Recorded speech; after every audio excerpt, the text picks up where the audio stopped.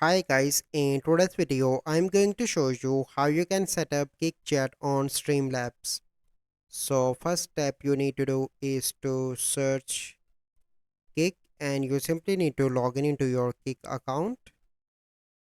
So once you log in into your Kick account, you simply need to click on your profile picture on the top right, and from here you need to click on Creator Dashboard.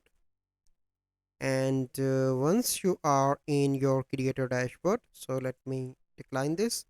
Here you can see a chat. You simply need to click on three dots and click on pop out chat. So once it is open, you simply need to select that and you need to copy that, and then you need to go back and you need to open the Streamlabs and click on editor.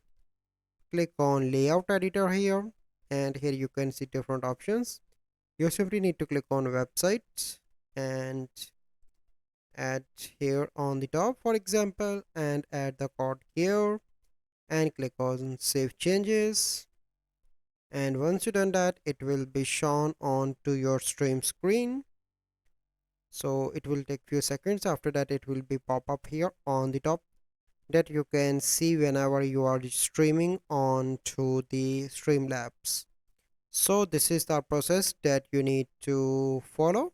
Here you can see that a chat.